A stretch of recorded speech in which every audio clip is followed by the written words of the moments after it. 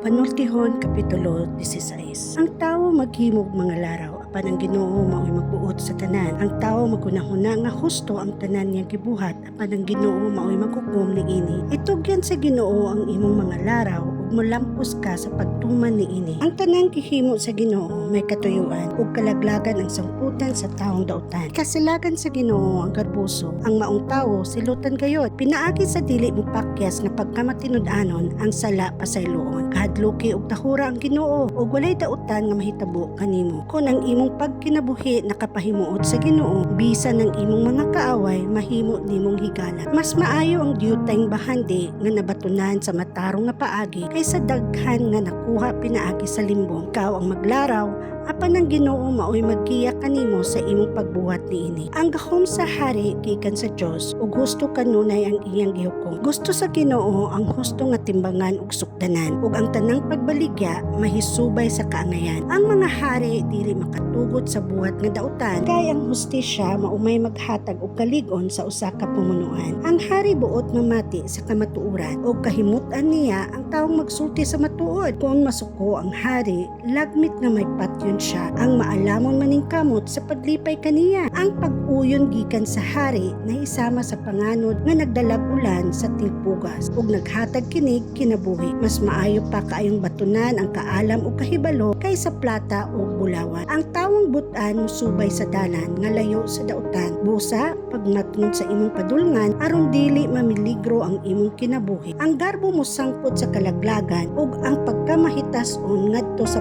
kapukan. Mas maayo pa nga magpaugsanon uban sa mga kabos kaysa pakipag-ambit sa mga inagaw sa mga mapahitason. Matnguni ang gitudlo kanimo ug magmalampuson ka. Salig sa Ginoo ug magmalipayon ka. Ang maalamon ug hingkod maila tungod sa iyang panabot. Ang pagpahiluna niyang pagpanulti magdugang sa iyang gahom sa pagdani sa mga tawo. Ang kaalam mao'y tinubdan sa kinabuhi alang sa mga maalamon, apan ang pagtudlo sa mga hungop mao'y pag-usik sa panahon. Ang maalamon magunahuna sa dili pa siya musulti. Busa makadani gayod ang iyang isulti. Ang malumong mga pulong sama sa dugos, tamis ug makaayo sa panglawas. Usahay ang gituuhan mo nga hustong dalan musangko di ay sa kamatayon. Tungod sa tinguha niya nga makakaon, ang mamumuo maghago pag-ayo. Ang taong gusto sa dautan maglaro gayod niini ug bisan ng iyang pagpanulti makadaot. Ang mga daotang nagsabwag sa walay hinungdan nga mga tabi, naghalig sila kasamo ug nagbungkag sa panaghigalaay. Ang taong bangis mulimbong sa iyang mga higala ug mudaldal kanila ngadto sa katalagman. Pagbantay sa mga tawo nga mungisi ug mukidat kanimo kay dautan sila glaraw. Ang buhok nga ubanon